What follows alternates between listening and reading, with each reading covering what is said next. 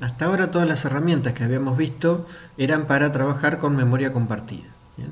A partir de ahora lo que vamos a ver es una serie de herramientas que nos servirían para programación concurrente cuando tenemos una arquitectura de memoria distribuida. Cuando hacemos referencia a una arquitectura de memoria distribuida, lo que significa es que no tenemos una única memoria compartida entre todos los elementos de procesamiento. ¿Bien? Básicamente hace referencia a arquitecturas tipo clúster, en la cual tenemos varios procesadores que están conectados entre sí a través de alguna red de interconexión. Esos procesadores podrían ser a su vez, cada uno de ellos un multicore, ¿bien? Donde cada uno de esos multicore sí puede tener su memoria compartida. Pero entre todos los multicores que forman ese clúster no existe una única memoria compartida. ¿Bien? Entonces necesitamos de alguna manera otra forma de poder realizar la comunicación o la sincronización que no sea a través de esa memoria compartida que no existe en su totalidad. ¿Bien? Entonces vamos a hacer referencia justamente en este tipo de arquitectura a que vamos a tener diferentes procesadores, en este caso procesadores como máquinas independientes, donde cada uno de esos procesadores va a tener su propia memoria local. Bien, y vamos a tener una red de interconexión conectando todos esos procesadores. Recuerden que cuando hablamos de procesadores en este caso, podemos estar hablando de un multicore. ¿Bien? Entonces lo que vamos a necesitar para justamente poder comunicar y sincronizar esos procesos que están corriendo en los diferentes procesadores es algún mecanismo, ¿bien?, que no sea a través de la memoria. ¿Bien? Para eso vamos a utilizar diferentes mecanismos basados en el intercambio de mensajes. ¿Bien? Después vamos a ver que básicamente vamos a tener 3 o 4 herramientas distintas. ¿Bien? Pero vamos a necesitar intercambio de mensajes. Vamos a tener que lograr que los procesos se pasen a través de esa red de interconexión la información que nos permita comunicarlos y al mismo tiempo sincronizarlos. A partir de ahora, cuando tenemos un programa que es comunicado a través del intercambio de mensajes, ¿bien?, vamos a llamarlo que tenemos un programa distribuido. ¿Bien? Porque no todos los procesos van a estar en una misma máquina, en un mismo procesador, sino que van a estar distribuidos entre todas las máquinas que forman parte de esta arquitectura distribuida. ¿Bien? Recordamos nuevamente que cada una de estas máquinas podría a su vez tener memoria compartida, y esto podría dar origen a lo que habitualmente se utiliza, que es una programación híbrida. ¿Bien? Donde en parte vamos a comunicarnos a través de mensajes entre las distintas máquinas que forman el clúster, y los procesos que están dentro de una misma máquina se pueden comunicar a través de memoria compartida. ¿Bien? Lo que nosotros vamos a ver ahora es únicamente comunicación a través de mensajes. En este tipo de herramientas para trabajar con, o para armar, mejor dicho, programas distribuidos en los cuales necesitamos utilizar algún tipo de intercambio de mensajes, lo que vamos a necesitar son primitivas de pasaje de mensajes que me permitan justamente hacer esta comunicación o sincronización. ¿Bien? En general no vamos a tener herramientas distintas para lo que es comunicación y para lo que es sincronización. ¿Bien? En general la herramienta que tengamos o el mecanismo que tengamos va a ser uno solo, que nos va a servir para ambas cosas. ¿Bien? Vamos a tener que tener esa interfaz con el sistema de comunicaciones que me permita comunicar los datos que necesito, que me permita hacer la sincronización. ¿Bien? Y que me permita de alguna manera demorar un proceso hasta que los datos hayan llegado y demás. ¿Bien? Esa comunicación o esas primitivas de pasaje de mensajes, ¿bien?, los datos que vamos a mandar, la sincronización y comunicación que se va a hacer entre esos procesos, lo van a hacer a través de canales. ¿Bien? Que es lo único que van a compartir los distintos procesos. ¿Bien? Esos canales pueden ser físicos o pueden ser lógicos. ¿Bien? Y los canales que vamos a utilizar se clasifican de distinta manera en base a distintos criterios. ¿Bien? El primero de los criterios que nos permite clasificar los canales es de acuerdo a quiénes pueden enviar, o mejor dicho, cuántos pueden enviar o recibir información por esos canales. ¿Bien? Desde ese punto de vista, los canales se van a clasificar de 3 maneras distintas: mailbox, input port o link. ¿Bien? En el caso del mailbox, en realidad lo que tenemos son canales totalmente compartidos que todos los procesos conocen esos canales y todos los procesos pueden enviar información a través de esos canales y pueden recibir. ¿Bien? Cuando uno dice que todos pueden enviar o recibir, significa que la herramienta, si tiene este tipo de canales, va a permitirlo. Después, la forma en que uno programe esos procesos va a hacer que realmente indique quién es el proceso que envía o quién recibe o quiénes envían y quiénes reciben. ¿Bien? No es que no significa que en todo momento cualquier proceso puede enviar o recibir por ahí. Depende de lo que uno programe. Pero los canales en sí te lo van a permitir. El otro tipo de canal, de acuerdo a este aspecto, son los input port. ¿Bien? En el caso de los input port significa que por estos canales, ¿bien?, un único proceso puede ser receptor, pero puede haber cualquier otro proceso puede enviar datos o puede comunicarse a través de eso. ¿Bien? Cualquiera puede enviar información, un único proceso es el que recibe información por ese canal, un único receptor. ¿Bien? Como vamos a ver más adelante, se tiene en cuenta sobre todo en las aplicaciones tipo cliente-servidor, donde tenemos un servidor a la cual hay muchos procesos que le hacen pedidos. ¿Bien? Y la tercera opción que tenemos son los links o los canales punto a punto. ¿Bien? En este caso, este tipo de canal lo que tiene es un único proceso puede enviar información por un canal en particular y un único proceso puede recibir. ¿Bien? Si tuviésemos, por ejemplo, 3 procesos y que se quieren comunicar entre todos ellos, vamos a necesitar un canal de este tipo link por cada uno de los procesos. ¿Bien? Uno para que el proceso 1 le envíe datos al proceso 2, otro para que el proceso 2 le envíe datos al proceso 1, otro para que el 1 le envíe al 3, y otro para que el 3 le envíe al 1, y otro para que el 2 le envíe al 3, y otro para que el 3 le envíe al 2. ¿Bien? Todos esos canales para poder hacer la comunicación entre esos 3 procesos. En cambio, si tuviésemos un canal o los canales fuesen de tipo mailbox, con un único canal nos alcanza para que todos los procesos puedan enviar la información a otro proceso en particular. Eso era respecto a cuántos o quiénes podían enviar o recibir datos por esos canales. ¿Bien? El segundo criterio de clasificación es cómo es la comunicación en cuanto a si únicamente los datos van en un sentido, ¿bien?, en una comunicación en particular, o en la misma comunicación pueden ir datos y volver resultados. ¿Bien? De acuerdo a este criterio, los canales o esas comunicaciones se van a clasificar en unidireccionales o bidireccionales. ¿Bien? Unidireccionales sería cuando la comunicación va en un solo sentido. Por esos canales únicamente se puede enviar información. ¿Bien? Si necesitamos enviar información a otro proceso y después de ese proceso recibir algún resultado, necesitaremos 2 comunicaciones diferentes, posiblemente por 2 canales distintos. ¿Bien? En cada comunicación únicamente se envían datos al otro proceso. ¿Bien? En cambio, cuando los canales son bidireccionales o la comunicación es bidireccional, nos va a permitir que en esa misma comunicación, que obviamente en ese caso sí va a ser por ese mismo canal, vaya información en un sentido y vuelva información o resultados en el otro sentido. ¿Bien? Yo puedo enviar la información y esperar a que en esa misma comunicación me devuelvan un resultado, como sería, por ejemplo, en un llamado a un procedimiento. ¿Bien? Y los parámetros justamente serían la comunicación, lo que se está comunicando a través de estos canales. ¿Bien? Los parámetros que yo envío de entrada serían los datos que estoy enviando, los que recibo como resultado, como parámetro de salida, serían justamente el resultado, la vuelta. Y el tercer criterio es de acuerdo a si los canales son sincrónicos o asincrónicos. ¿Bien? Si necesito que sí o sí ambos procesos lleguen al punto de hacer la comunicación para que la comunicación realmente se haga, ¿bien?, que sería en ese caso sincrónico, ¿bien?, el que tiene que hacer el envío y el que tiene que hacer la sincronización tienen que llegar ambos a ese punto, y recién cuando ambos están en ese punto pueden realmente hacer la comunicación, y recién cuando la comunicación se terminó, recién ahí ambos procesos pueden continuar con su trabajo. ¿Bien? O bien la otra forma de clasificarlo en ese sentido es asincrónico.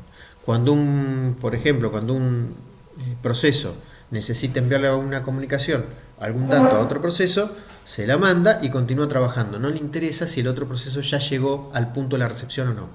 queda guardado el mensaje hasta que el otro llega al punto de la sincronización, de la comunicación, perdón, y lo toma de donde quedó guardado el dato. Bien, esos son los tres tipos, las tres formas, los tres criterios por los cuales podemos clasificar a los canales, y cada una de las herramientas que vamos a ver utilizan distintos tipos de canales en estos tres criterios que estamos viendo. Bien, y cada uno de ellos nos va a servir para un tipo de aplicación en particular. Bien, nos va a servir, va a ser más adecuado, mejor dicho. Bien, cualquiera de estos tipos de canales, cualquiera de las herramientas nos va a servir para los distintos programas, para los distintos tipos de problemas a resolver, pero alguna de esas herramientas puede ser más adecuado para uno que para otro tipo de problema. Como mencionamos anteriormente, los canales son lo único que comparten los procesos. Bien, cualquier variable que vayamos a utilizar es local a un proceso en particular. Bien, a un proceso cuidador, es el encargado del administrador de esa variable en particular. Bien.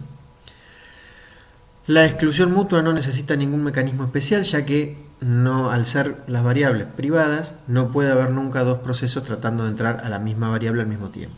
Bien, no existen las variables compartidas, no existen esos recursos compartidos en particular, por lo tanto no existen problemas de exclusión mutua. Bien, en todo caso podemos necesitar usar algún recurso de forma exclusiva, de a uno a la vez, como puede ser una impresora o cosas por el estilo. Bueno, tendremos algún proceso que se encarga de administrar el uso de ese recurso.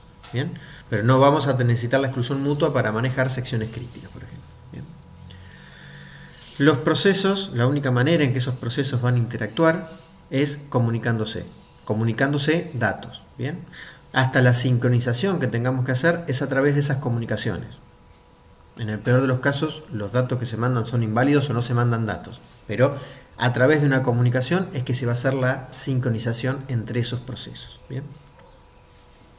Esas comunicaciones se hacen a través de primitivas, de alguna manera, de primitivas de envío y de recepción. Bien. De alguna manera un proceso va a tener que avisar de que tiene que comunicarle algo a alguien, y el otro proceso tiene que avisar, tiene que esperar en alguna primitiva de recepción a que ese mensaje de ese otro proceso llegue. Si no hay matching entre el envío y la recepción, obviamente esa comunicación nunca se va a dar. Bien.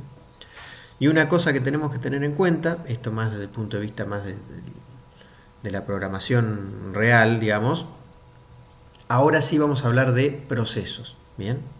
Cuando hablamos de memoria compartida, habíamos dicho que en realidad uno lo que ejecutaba era un único proceso, que después dentro de ese proceso lo que hacía era generar hilos, que son lo que nosotros llamábamos procesos en la práctica o lo que nosotros programamos. Pero en sí, cuando hablamos de la arquitectura real de programación paralela, realmente, eso que nosotros llamamos procesos eran hilos, ¿bien? Que se comunicaban a través de la memoria compartida. Bueno, acá cuando hablamos de memoria distribuida, o de pasaje de mensaje, intercambio de mensajes, ya no ocurre así. Realmente cada uno de los componentes que forma parte de este programa son procesos, ¿bien? Procesos del sistema operativo, ¿bien? Porque justamente tienen espacios de direcciones diferentes. Más allá de en qué máquina están, si esa máquina en la que están comparte una memoria, son procesos que cada uno tiene su propio espacio de direcciones. Lo que vamos a ver durante las próximas clases sobre los mecanismos que vamos a utilizar o las herramientas que vamos a utilizar para programar con memoria distribuida, vamos a ver 4 herramientas, de las cuales una de ellas vamos a verla solo en la teoría y no en la práctica.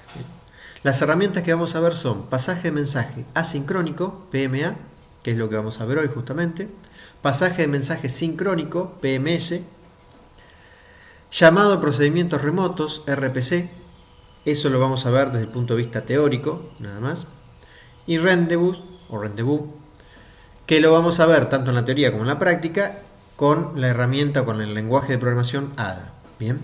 Que es el principal lenguaje que hace uso de este tipo de mecanismo, y a su vez dentro del lenguaje ADA, que tiene otros mecanismos de comunicación y sincronización, la principal técnica es también rendezvous. Bien, estos son los 4 mecanismos que vamos a ver. Bien, cada uno de ellos va a servir para, o mejor dicho, se va a adaptar mejor a distintos tipos de aplicaciones, Y a su vez cada uno de ellos tiene diferentes características en los canales que va a utilizar. Bien, les hago ahora una pequeña síntesis, después vamos a ver en cada herramienta en particular por qué utiliza esos canales, bien, o ese tipo de canales. En el caso de PMA, de acuerdo a la clasificación que vimos hoy de los distintos criterios, los canales son de tipo mailbox, bien, como lo dice el nombre de la herramienta, son asincrónicos, y la comunicación es unidireccional. Bien, en cada comunicación que se hace, los datos van en un solo sentido. En el caso de pasaje-mensaje sincrónico, PMS, ya no son de tipo mailbox, sino que son punto a punto, bien, son de tipo link los canales, tienen un único emisor y un único receptor, bien. Obviamente son de tipo sincrónico, como lo dice el nombre de la herramienta, bien. Y también son unidireccionales, la comunicación va en un solo sentido. En el tercero, que es llamado a procedimientos remotos, lo mismo que en Rendezvous, la principal característica que tienen es que la comunicación es bidireccional. Bien, en la misma comunicación yo envío datos y recibo resultados, por lo tanto el canal también actúa de esa manera. Bien, en general también van a ser punto a punto, o tipo link, y obviamente van a ser sincrónicos. Bien, porque el proceso que hace el envío, como puede necesitar esperar resultados en esa comunicación, no puede continuar hasta que el receptor, en este caso, no haya terminado de recibir los datos y procesarlos. Después, como dije, vamos a explayarnos cuando veamos cada herramienta cuáles son las características concretas de cada una de ellas. Bien. Otra de las cosas que vamos a tener en cuenta son los tipos de problemas que vamos a tener que resolver. Bien. En particular, lo que nos va a interesar es cuál es el patrón de interacción entre los procesos que forman parte de este programa distribuido, de este programa concurrente. Bien. En general vamos a ver lo vamos a clasificar en tres grandes grupos. Más adelante vamos a ver que a su vez cada uno de estos se puede clasificar o puede generar distintos patrones de interacción y a su vez se pueden combinar entre ellos para generar nuevos patrones. Bien, pero básicamente los principales en cuanto al modelo de comunicación, a la forma en que se van a comunicar, van a ser esos tres que mencionamos ahí abajo. Bien. El patrón de interacción tipo productores-consumidores, filtros o pipes, como querramos llamarlo. Bien. La idea de este patrón de interacción es que vamos a tener procesos, bien, llamados filtros, que lo que hacen es recibir información de otro proceso, procesarla, modificarla, actualizarla, bien, y devolver a otro proceso posiblemente los resultados para que continúe trabajándose. Bien.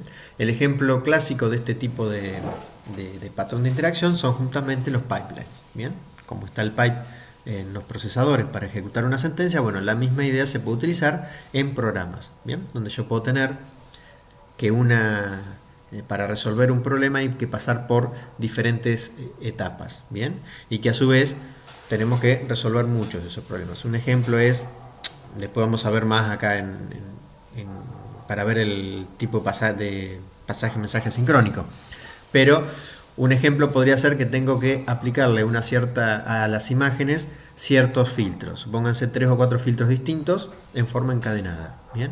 Y en realidad lo que tengo son que ir procesando muchas imágenes de esa manera. Yo puedo tener un proceso que aplica un filtro diferente. ¿Bien? Cada proceso aplica un filtro diferente sobre una imagen. ¿Bien?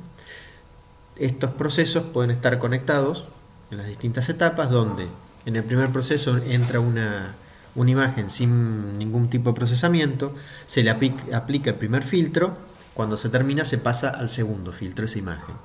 Mientras el segundo proceso recibe esa imagen para aplicar el segundo filtro, el que estaba aplicando el primer filtro puede tomar una imagen nueva y empezar también a aplicar el primer filtro. Si seguimos así, podemos tener que los 4 procesos están al mismo tiempo trabajando sobre imágenes diferentes. ¿Bien? Entonces, bueno, esa es una idea de un ejemplo de un patrón de interacción de productores-consumidores. Bien, cada proceso recibe datos por un canal de entrada, y lo procesa y devuelve los resultados por un canal de salida. Cuando hablamos de procesos del tipo cliente, procesos o patrón de interacción del tipo cliente-servidor, lo que estamos haciendo referencia es a que tenemos un montón de clientes, de procesos clientes, que hay algo, algún procesamiento, algo que no pueden resolver ellos, sino que necesitan que lo resuelva uno o más servidores. Bien, vamos a suponer el caso básico que sería con un único servidor. Bien, entonces tenemos un proceso que es diferente al resto, que es el que sabe cómo atender esos pedidos y que lo único que tiene que hacer es recibir pedidos y resolverlos. Cuando no hay ningún pedido que le están haciendo los clientes, ese proceso servidor no estaría trabajando, bien, no estaría procesando en este caso. Bien, entonces en este caso el patrón de interacción, la forma en que interactúan es diferente. Nosotros lo que tenemos es el cliente que le envía, le hace un pedido al servidor y tiene que esperar a que el servidor termine de resolver ese pedido para poder continuar. Bien, supongamos que le tiene que devolver algún resultado y en base a ese resultado el cliente continúa. Bien, fíjense que la interacción ahí es diferente. El cliente envía un pedido, recibe un resultado. Bien, el servidor recibe un pedido de un cliente y a ese mismo cliente le va a tener que devolver el resultado de lo que procesó. Bien, no lo manda por cualquier canal de salida, sino que lo manda nuevamente al mismo cliente que le había hecho la solicitud. Bien. Y el tercer patrón de interacción es pares que interactúan, bien, o peers, como vamos a ver en algún momento. Los pares que interactúan lo que hacen es, básicamente son todos procesos con las mismas características, suelen muchas veces ser procesos iguales, idénticos, que hacen el mismo trabajo sobre conjuntos distintos de datos, pero más allá de eso todos tienen la misma categoría. ¿Bien? Cada uno va a estar procesando lo que tiene que hacer y cada tanto va a tener que interactuar con otros procesos para comunicarse algún resultado parcial, para sincronizar, para esperarse y demás. ¿Bien? Pero todos tienen la misma categoría, no hay servidores, no hay clientes, no hay productores ni consumidores, son todos iguales, todos pares.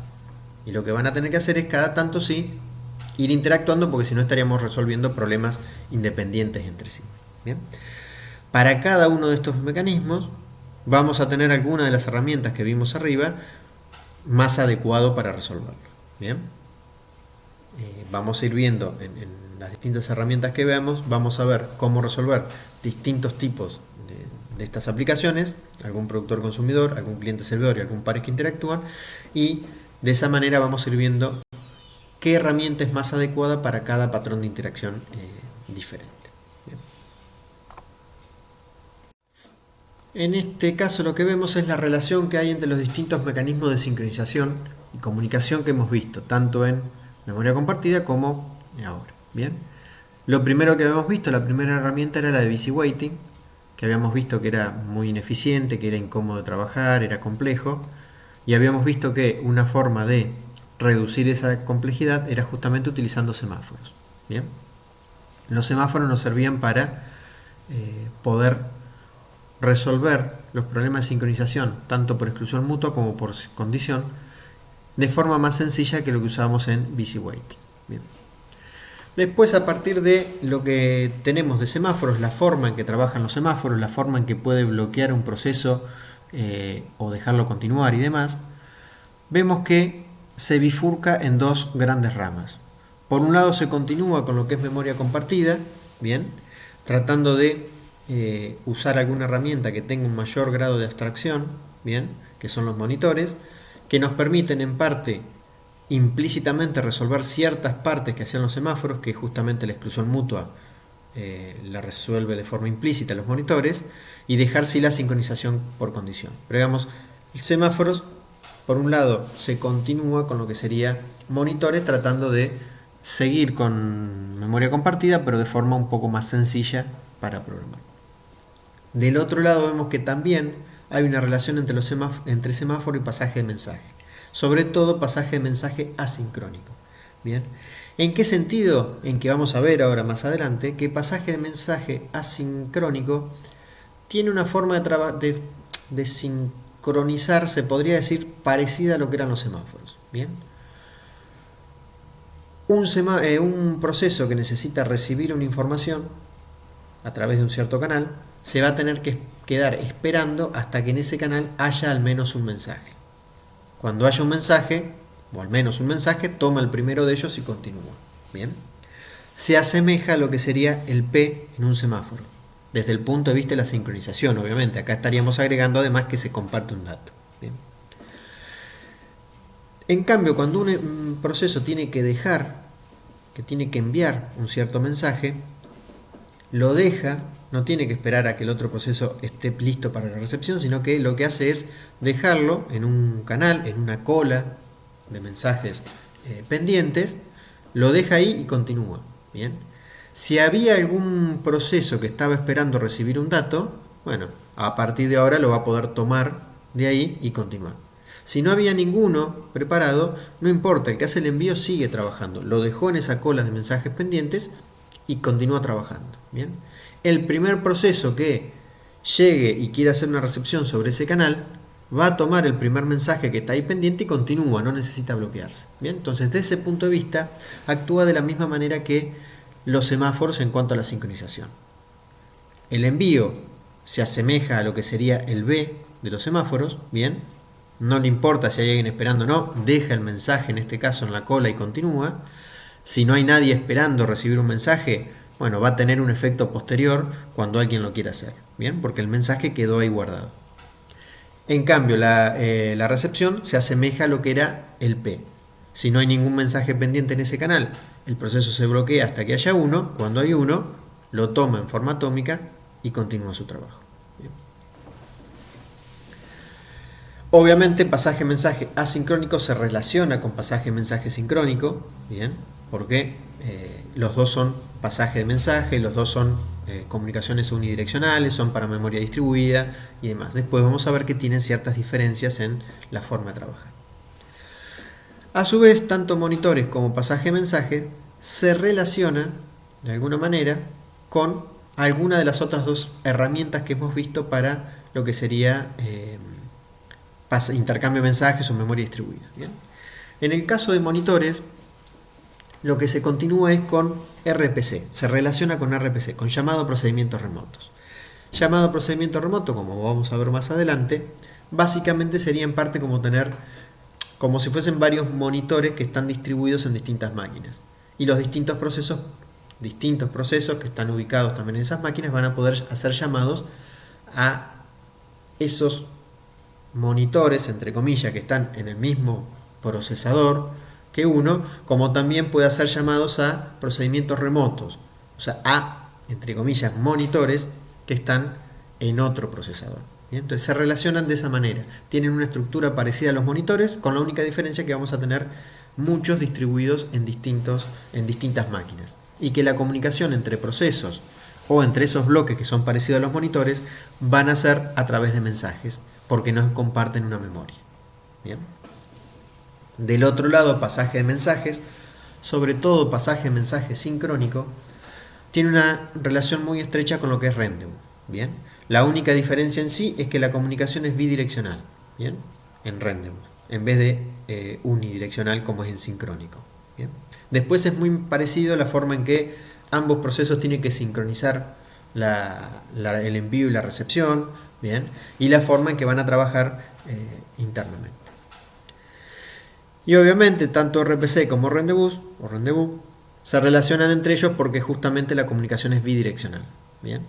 Entonces vemos en este grafiquito que todos los mecanismos, las herramientas que hemos visto de alguna manera se relacionan entre ellos y para justamente adecuarse más a un tipo de aplicación u otro.